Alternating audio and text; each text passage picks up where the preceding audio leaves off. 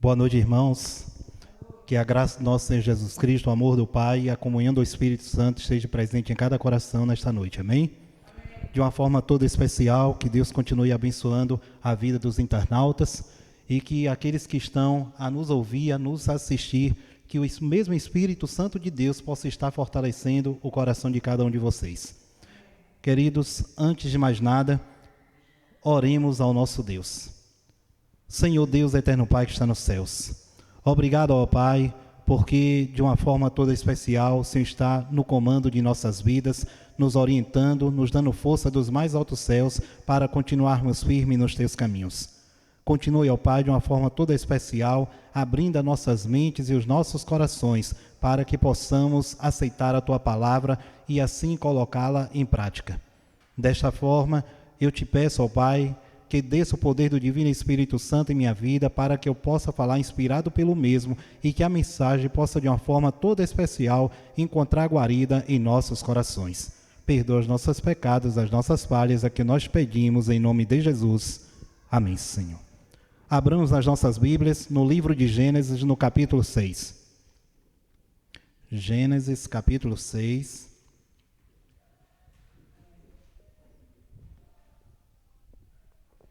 Todos encontraram?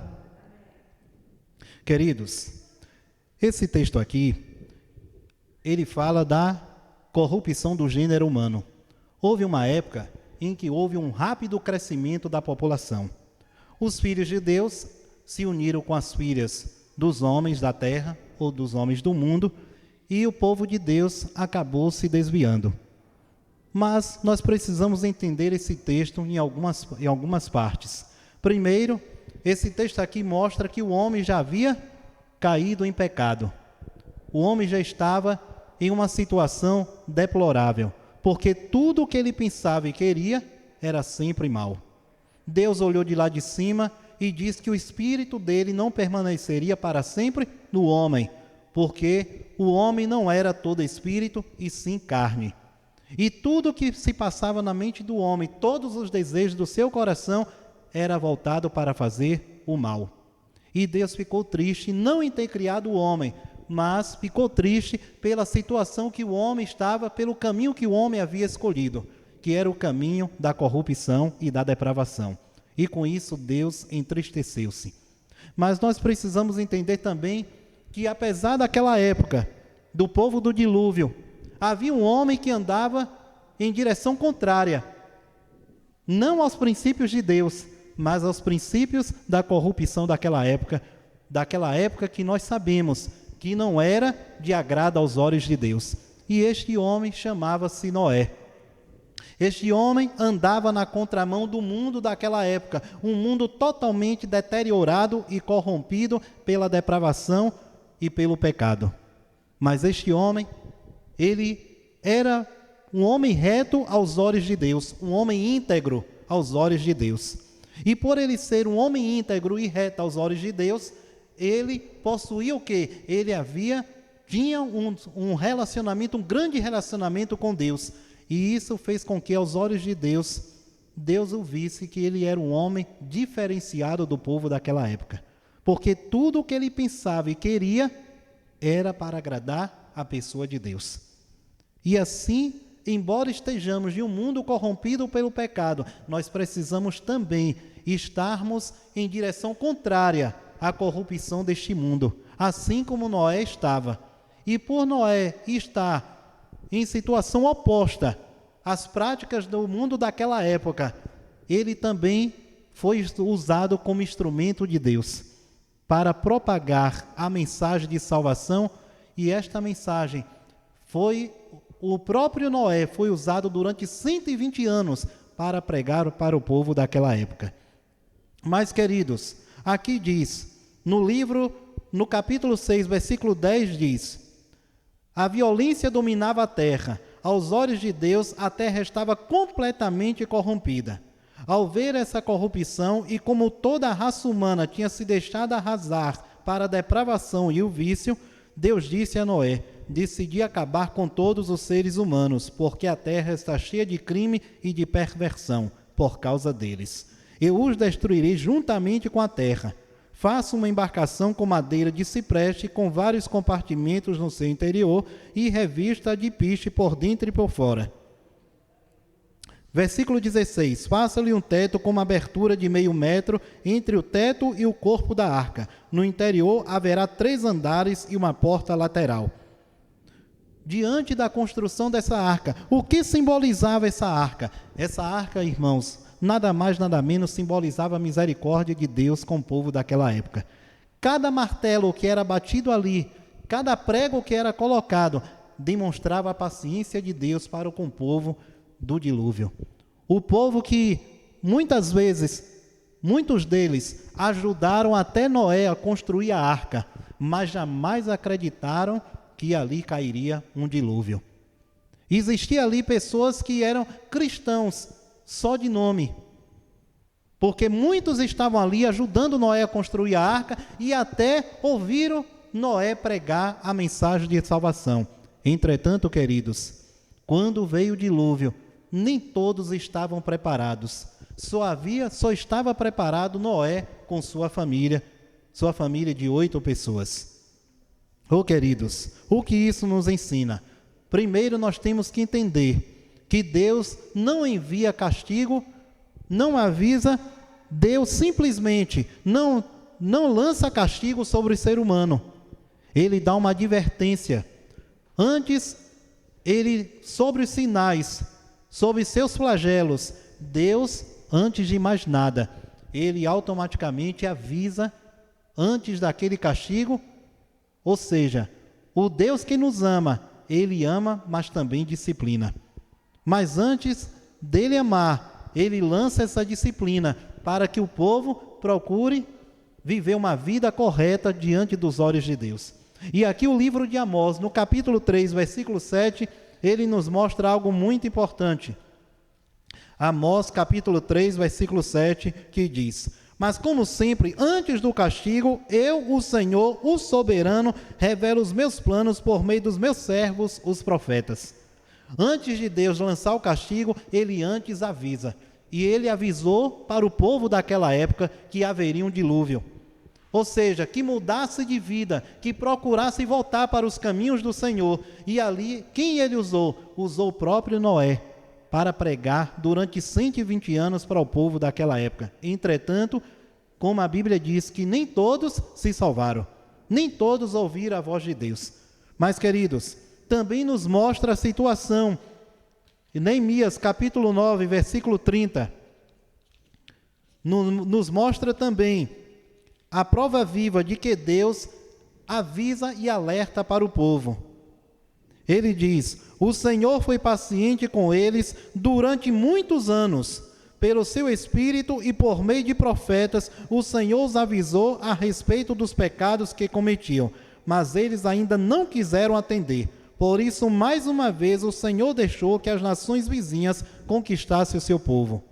No livro de Ezequiel, no capítulo 14, versículo 14, ele nos mostra também que mesmo que Noé, Daniel e Jó vivessem naquela época, não poderia. Ele diz aqui, mesmo que Noé, Daniel e Jó vivessem naquela época, com toda a justiça deles, só conseguiriam salvar suas próprias vidas, disse o soberano Senhor. Mesmo que Daniel, Jó e Noé vivessem naquela época, só conseguiriam salvar suas próprias vidas. Ou seja, a corrupção estava tão grande, a depravação, o pecado estava tão ofuscado, tão envolvendo o povo daquela época, que mesmo que Noé, Daniel e Jó vivessem ali, só poderiam salvar suas próprias vidas. O que isso nos ensina? Queridos, através desse texto, nós precisamos entender que hoje nós estamos vivendo a mesma coisa, que por ocasião da volta de Jesus, o mundo não vai estar diferente. No livro de Lucas, no capítulo 17, versículo 26 a 30, ele diz: assim como foi com o povo no tempo de Noé, também será nos dias do Filho do Homem. Eles comiam, bebiam e se casavam, tudo como de costume, até o dia em que Noé entrou na arca, e então veio o dilúvio e destruiu a todos. A mesma coisa aconteceu nos dias de Ló. o povo andava para lá e para cá em seus negócios diários, comendo e bebendo, comprando e vendendo, cultivando e construindo. No dia em que Ló deixou Sodoma, fogo e enxofre caíram do céu e todos foram destruídos. Assim será o dia em que o Filho do Homem se manifestar. Queridos, Jesus virá pela segunda vez a essa terra, mas ele não virá para tirar pecado de ninguém, porque o período de misericórdia que Deus está concedendo é agora. O momento de nós decidirmos as nossas vidas em Cristo é agora. Isso chama-se, a Bíblia não relata essa palavra, mas chama-se fechamento da porta da graça. O momento de nós deixarmos a nossa vida de pecado é agora. Porque, queridos, quando Jesus sair do lugar santíssimo e acabar a obra intercessória, uma profecia irá se cumprir, que está escrito no livro de Apocalipse, no capítulo 22, versículo 11, que diz: e quando chegar aquele tempo, todos os que praticam o mal o praticarão cada vez mais. Aquele que é imundo se tornará cada vez mais depravado. Os homens de bem continuarão a praticar o bem. Aqueles que são santos prosseguirão em santificar-se. Jesus não virá a essa terra para tirar mais pecado de ninguém, porque o livro de Hebreus, no capítulo 28, diz: assim também Cristo morreu uma vez só como uma oferta pelos pecados de muitos, e ele virá de novo, porém não para tratar dos nossos pecados novamente. Dessa vez ele virá trazer salvação a todos quantos estão pacientemente esperando por ele. Cristo, assim que ele sair do lugar santíssimo e encerrar a obra intercessória, quem se salvou, se salvou. Quem se perdeu. Não haverá mais oportunidade, ou seja, não haverá mais oportunidade de salvação. Porque o que Deus teve de fazer pelo ser humano, ele fez. Então, é o momento, queridos, agora que nós estamos vivos, é o momento de nós nos prepararmos. Porque mais tarde, aquele que não se preparar, será tarde demais. Será semelhante com a parábola das 10 virgens. 5 eram prudentes e 5 eram desajuizadas. Enquanto elas estavam ali preparando, esperando pelo noivo, automaticamente, as que tinham azeite, o noivo chegou e participaram das bodas. Mas aquelas que não tinham azeite nas lamparinas saíram atrás do azeite. E infelizmente, enquanto elas saíram, o noivo chegou e ao retornarem, já era tarde demais. A pergunta que fica nesta noite: o que você tem feito para você buscar a salvação em Cristo? Como é que está a tua vida, a nossa vida espiritual? O povo do dilúvio, Noé foi usado como instrumento de bênção para aquele povo, para pregar durante 120 anos. Mas mesmo assim, o povo estava endurecido e envolvido, emaranhado pelas coisas do mundo e se deixou levar pelos ardis do inimigo. Mas, queridos, existe esperança para nós. E esta esperança chama-se Jesus. O livro de Mateus, no capítulo 24, versículo 30, nos mostra também que ele diz: depois finalmente aparecerá no céu o sinal da minha vinda, e haverá profunda lamentação ao redor de toda a terra. As nações do mundo verão o Filho do Homem chegar nas nuvens do céu com poder e grande glória. Todas as nações se lamentarão por ocasião da volta de Jesus. Todas as pessoas que não se prepararam, que não teve uma preparação espiritual, que não procuraram viver uma vida de integridade, assim como Noé, que vivia uma vida íntegra diante da presença de Deus, aquele que naquele grande dia não estiver preparado, infelizmente, queridos, sofrerá os danos do que está descrito no livro de Apocalipse. Todas as pragas recairão sobre essas pessoas. Não porque Deus queira que essas pessoas morram, ao contrário, Deus não quer que ninguém morra, ao contrário, quer que todos se arrependam. Mas o arrependimento tem que exige de nós, ele exige de nós uma verdadeira entrega do nosso coração a Deus.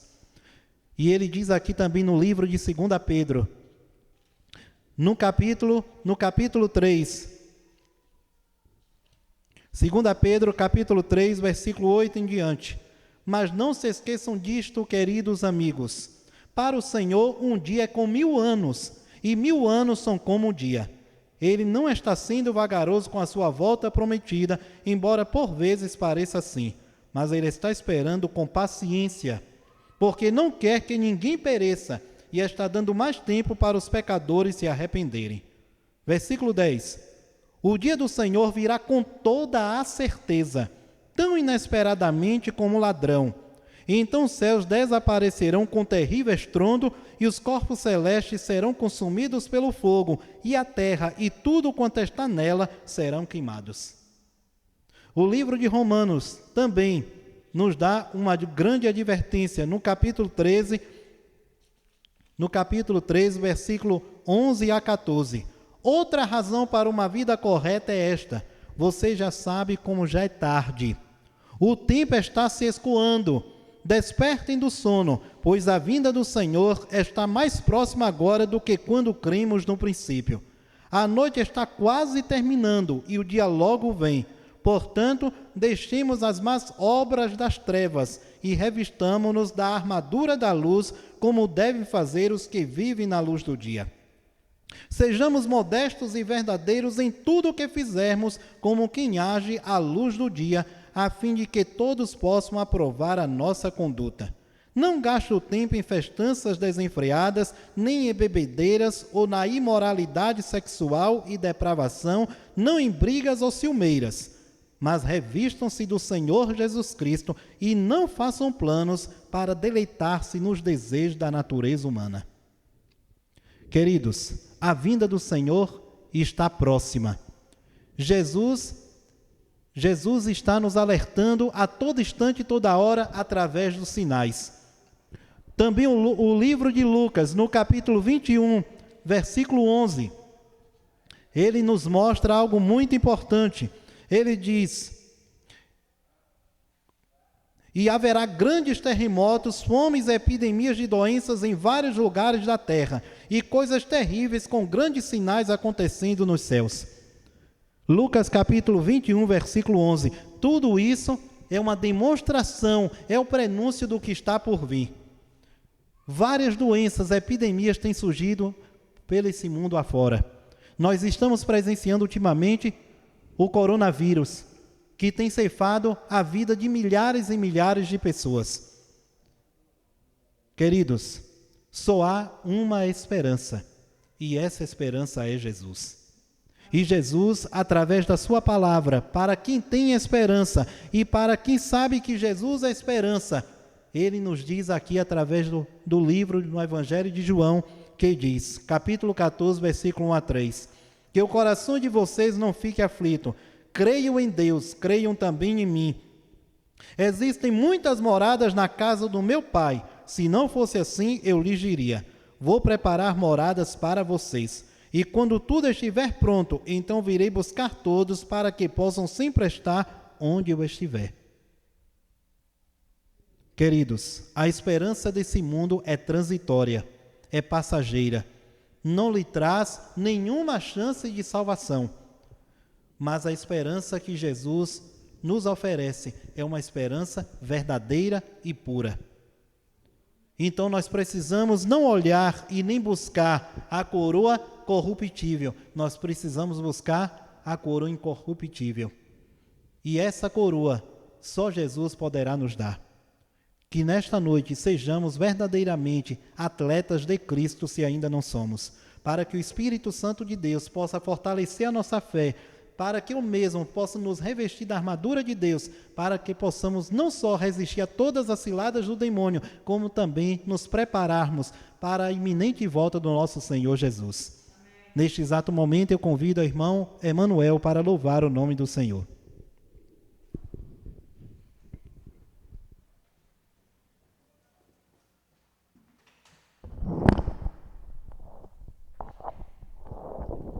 Boa noite a todos que estão nos assistindo.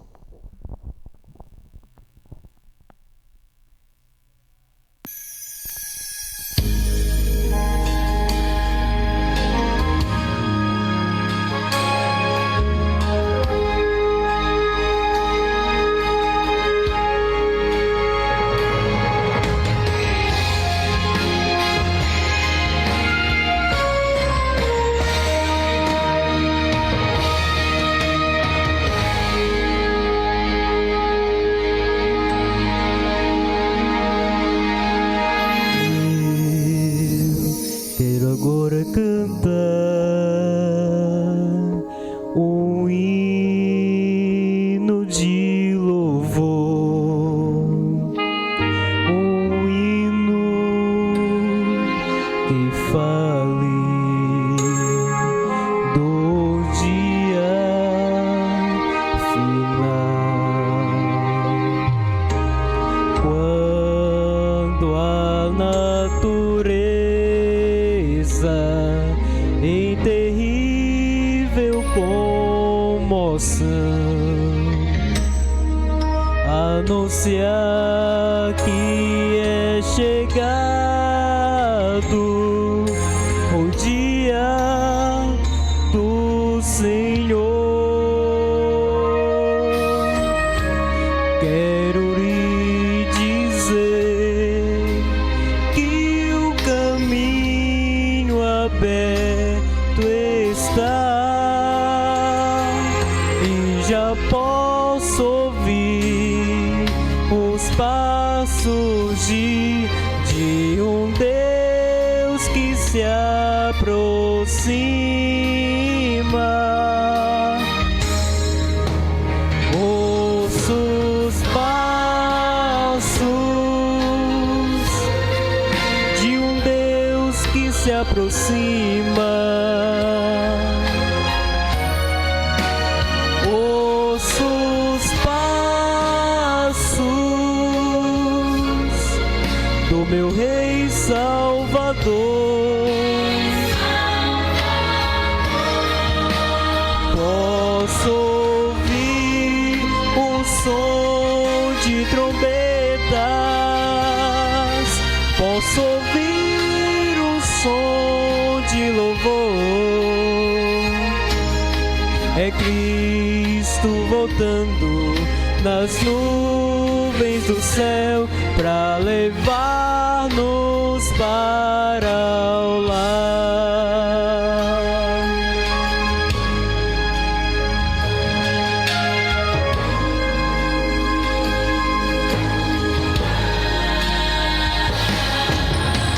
Oh, quão glorioso será o dia em que verei Jesus voltando nas nuvens do céu, com anjos incontáveis cercando o trono seu, enquanto os gemidos proclamam glória ao Rei. Posso então ouvir a voz de Cristo a chamar: despertai do pó, queridos meus, pois a morte foi vencida.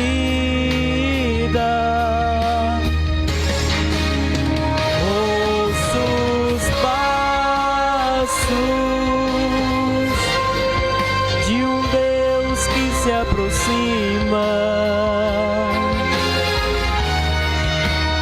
Ouço os passos do meu Rei Salvador. Posso ouvir um som de trombetas, posso ouvir um som de louvor. É Cristo voltando nas nuvens do céu para levar-nos para o lar.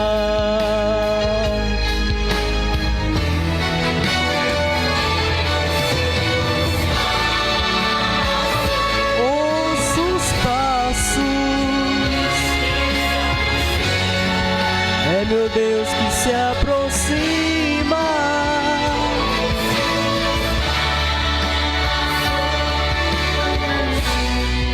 Do meu Rei Salvador. Posso ouvir o som de trombetas, posso ouvir o som de louvor. É Cristo voltando nas nuvens do céu para levar-nos para o lar, para o lar, para o lar.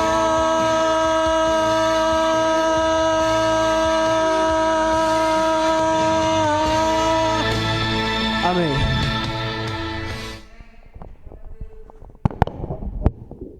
Amém, meu irmão. Que o Senhor seja louvado.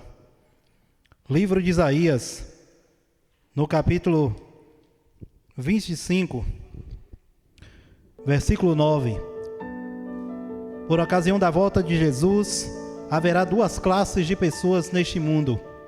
A primeira classe encontra-se neste livro, Isaías capítulo 25, versículo 9, que diz: a primeira classe, naquele dia todos vão dizer: este é o nosso Deus, foi nele que nós confiamos, porque ele nos salvou. Este é o Senhor e nós confiamos nele. Agora podemos nos alegrar de verdade, porque ele nos salvou. Amém? Essa é a primeira classe. A segunda classe está no livro de Apocalipse, no capítulo 6, versículos 15 a 17, que diz: os reis da terra e os príncipes do mundo, os oficiais militares, os ricos, os poderosos, todos os homens, grandes e pequenos, escravos e livres, escondiam-se nas cavernas e nas rochas das montanhas e gritavam às montanhas e às rochas, suplicando: caiam em cima de nós e escondam-nos do rosto daquele que está sentado no trono e da ira do Cordeiro, porque o grande dia da ira do Cordeiro chegou, e quem pode sobreviver a ele? Oh, queridos, a primeira classe terá um imenso prazer em receber a pessoa de Jesus, porque esta primeira classe vai desfrutar de todas as maravilhas que Deus tem preparado para todos aqueles que amam o Senhor. Mas infelizmente, queridos, a segunda classe, assim como na época do dilúvio, nem todos aceitaram o chamado de misericórdia do Senhor, nem todos aceitaram a mensagem de salvação. Assim também, por ocasião da volta de Jesus pela segunda vez, algumas pessoas também não aceitarão o pedido de misericórdia do Senhor Jesus. E estas pessoas, a segunda classe, irá pedir que as montanhas caiam sobre eles, vão se esconder da presença do Senhor, da glória do seu poder, e serão destruídas, não porque Deus quisesse que essas pessoas fossem destruídas, não. Houve um tempo de paciência, assim como na época do dilúvio. Deus mandou que Noé construísse a arca, que simbolizava a misericórdia de Deus para com o povo daquela época. Também neste exato momento, através de um folheto, através de uma mensagem de rádio, através da Novo Tempo, o Espírito Santo de Deus está usando grandes homens, grandes evangelistas, grandes conferencistas para propagar por este mundo inteiro a mensagem de salvação, anunciando a iminente volta do Senhor Jesus e dizendo a você que se prepare, porque o tempo da graça já está se findando. E a pergunta que fica no coração de cada um de nós nesta noite: o que você tem feito para receber essa graça? Porque a graça, ela só surtirá efeito se você aceitá-la. Só surtirá efeito em tua vida se você aceitá-la. E o que você tem feito para aceitar essa graça?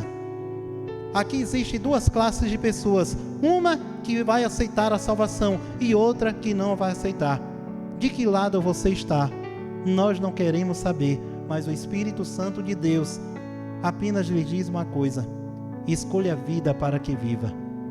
Existem dois caminhos: morte eterna ou salvação eterna. mas Ele diz: escolha a vida para que vivas.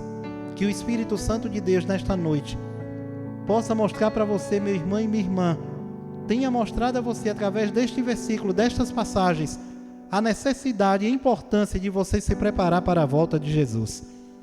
Que nós continuemos nos preparando também para a volta do nosso Senhor Jesus Cristo, através de uma verdadeira preparação, através da verdadeira consagração a Deus, para que naquele grande dia possamos estar fazendo parte da primeira classe, a classe daqueles que vão olhar para o céu e dizer: este é o nosso Deus em quem aguardávamos e esperávamos.